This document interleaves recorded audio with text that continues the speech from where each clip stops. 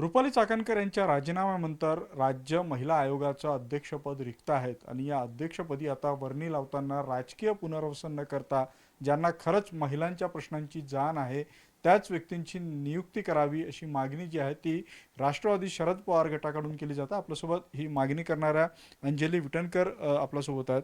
मला सांगा नेमकी तुमची ही मागणी काय आहे? राज्य महिला आयोगाचं अध्यक्षपद हे राजकीय पुनर्वसित पद राहू नये असं का वाटतं तुम्हाला? राज्य महिला आयोग ही एक वैधानिक संस्था आहे.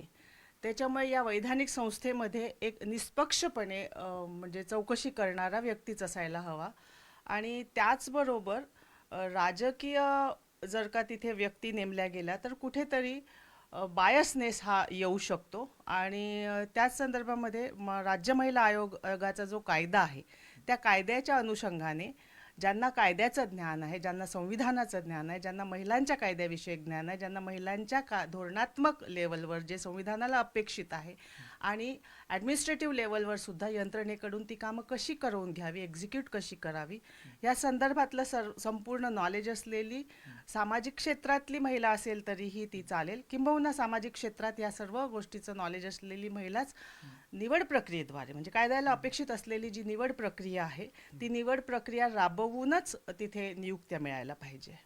बरं, ही मागणी तुम्ही करत आहात। आतापर्यंत ज्या काही नियुक्त्या झालेल्या आहेत त्या नियुक्त्यांमधून तुमचा हा अनुभव आलेला आहे का की या राजकीय नियुक्त्या असतात आणि त्याचा फायदा होत नाही म्हणून?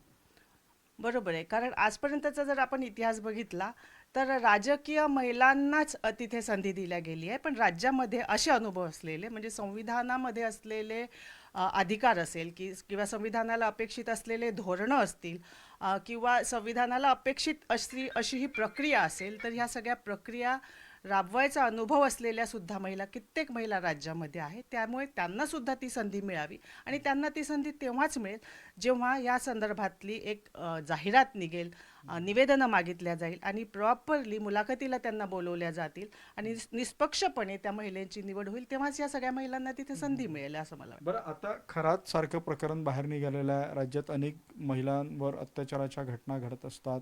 तुम्हाला काय वाटतं की जर या जागी एका निष्पक्ष महिलेची किंवा ज्याला अभ्यास आहे त्या व्यक्तीची निवड केली असती तर हे सगळे प्रकरण इतके पुढे गेले नसतेत का?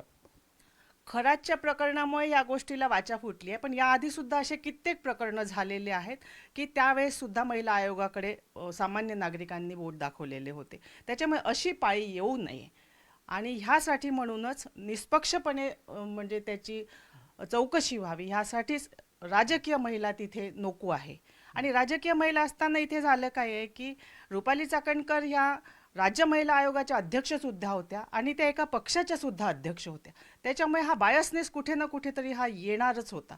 त्यामुळे आमची नेहमीच मागणी राहिली आहे की सामाजिक क्षेत्रातल्या महिलांनाच इथे पुढाकार जर दिला तर कुठेतरी अशा प्रकारच्या घटना ह्या त्या चांगल्या प्रकारे हाताळू शकतील आणि सामान्य महिलेला त्या न्याय देऊ शकेल। बरं, आता तुम्ही या सगळ्या मागण्यांचं पत्र कोणाला दिलेलं आहे का किंवा कोणाकडे ही मागणी तुम्ही जाऊन करणार आहात?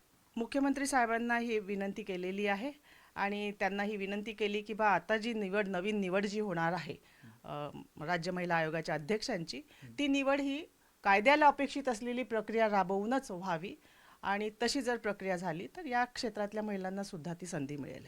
नक्कीच राज्य महिला आयोगाचं अध्यक्षपद हे राजकीय व्यक्तीला देऊन त्यांचं पुनर्वसन न करता ज्यांना संविधान आणि महिलांविषयी कायद्याची जाण आहे त्यांना जर दिलं तर खरात सारख्या प्रकरणामध्ये जो पक्षपाती झाल्याचा आरोप केला जातोय तसा आरोप होणार नाही अशी मागणी जी आहे ती अंजली विटणकर यांनी मुख्यमंत्री देवेंद्र फडणवीस यांच्याकडे जे आहे ते पत्र लिहून केलेली आहे।